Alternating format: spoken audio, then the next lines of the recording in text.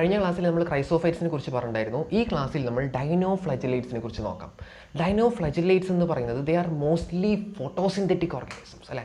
Photosynthetic എന്ന് പറയുന്നത് എന്താ, ലൈറ്റിൽ നിന്ന് സൺലൈറ്റിൽ നിന്ന് വരുന്ന എനർജി വെച്ചിട്ട് അവർ ഫുഡ് പ്രിപ്പയർ ചെയ്യും. അപ്പോൾ അങ്ങനെയുള്ള ഓർഗാനിസംസ് ആണ് അവർ ഡൈനോഫ്ലജലേറ്റ്സ്. അത് മാത്രമല്ല അവർ മെയിനായിട്ട് they are mostly found in marine environments അല്ലേ. കടലിലാണ് നമുക്ക് ഇവർ കൂടുതൽ കാണാൻ സാധിക്കുന്നത്. പല കളറിൽ അവർ കാണാൻ പറ്റും അല്ലേ.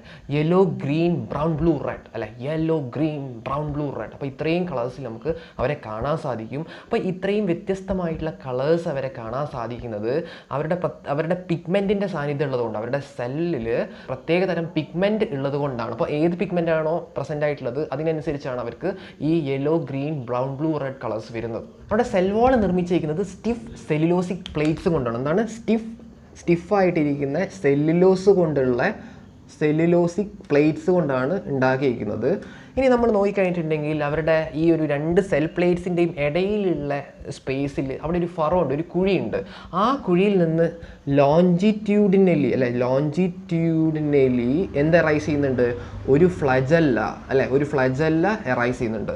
അതേപോലെ അപ്പം ഒരു ലോഞ്ചിറ്റ്യൂഡിനായിട്ടൊരു ഫ്ലജല്ലേ ഉണ്ട്, അവർക്ക് ട്രാൻസ്വേഴ്സ് ആയിട്ട് വേറൊരു ഫ്ലജല്ലേ ഉണ്ട്. അപ്പോൾ അവർക്ക് എങ്ങനെയാണ് ട്രാൻസ്വേഴ്സ് അല്ലേ, ഈ രീതിയിൽ അല്ലേ ഇങ്ങനെ അറേഞ്ച് ചെയ്യുന്ന ഒരു ഫ്ലജല്ലയും, അതുപോലെ തന്നെ മറ്റേ ഫ്ലജല്ല എന്ന് പറയുമ്പോൾ അത് ഇങ്ങനെയായിരിക്കും ലോഞ്ചിറ്റ്യൂഡിനലി. അപ്പോൾ ലോഞ്ചിറ്റ്യൂഡിനലി ഇങ്ങനെയും ട്രാൻസ്വേഴ്സ് ഇങ്ങനെയും. അപ്പോൾ അങ്ങനെ രണ്ട് ടൈപ്പ് ഫ്ലജല്ല ഇവർക്ക് നമുക്ക് കാണാൻ പറ്റും. റെഡ് ഡൈനോഫ്ലജലേറ്റ്സ് അതിൻ്റെ ഒരു എക്സാമ്പിളാണ് ഗോണിയോലാക്സ്. ആരാണ് ഗോണിയോലാക്സ്? ഇങ്ങനെയുള്ള റെഡ് ഡൈനോഫ്ലജലേറ്റ്സ് ചില സമയത്ത് അവരെന്ത് ചെയ്യും, ഭയങ്കരമായിട്ട് വളരെ ഫാസ്റ്റായിട്ട് അവരെന്ത് ചെയ്യും, അവർ മൾട്ടിപ്ലൈ ചെയ്യും, അവർ റീപ്രൊഡ്യൂസ് ചെയ്യും, കുറേ അധികമായി മാറും. എന്നിട്ട് അപ്പം ഒരു പ്രദേശത്തുള്ള കടൽ കംപ്ലീറ്റ് റെഡ് കളറിലോട്ട് അങ്ങനെ ടേൺ ചെയ്യും. അങ്ങനെ റെഡ് കളറായിട്ട് മാറുന്നതുകൊണ്ട് എന്താ പ്രശ്നം അല്ലേ? റെഡ് കളറായിട്ട് മാറുന്നതുകൊണ്ട് പ്രത്യേകിച്ച് കുഴപ്പമൊന്നുമില്ലല്ലോ.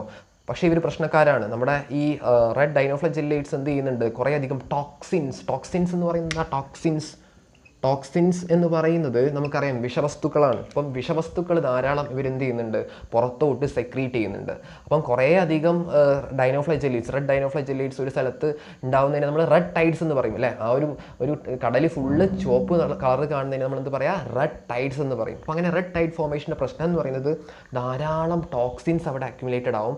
അങ്ങനെ ടോക്സിൻസ് അക്യുമുലേറ്റഡ് ആവുന്നത് കൊണ്ട് അവിടുത്തെ ഓർഗാനിസംസ് നല്ല ഫിഷ് അല്ലേ, അപ്പം അങ്ങനെയുള്ള ജീവികൾക്കൊക്കെ അത് ബുദ്ധിമുട്ടായിട്ട് അവർ ഡെഡ് ആവാനുള്ള കണ്ടീഷൻ ഉണ്ട്. അപ്പോൾ ഇത്രയും കാര്യങ്ങളാണ് നമ്മൾ ഡൈനോഫ്ലജലേറ്റ്സിനെ കുറിച്ച് പറയാനുള്ളത്. അപ്പോൾ അടുത്ത ക്ലാസ്സിൽ നമ്മൾ യൂഗ്ലിനോയിഡ്സിനെ കുറിച്ച് പറയും. ബൈ.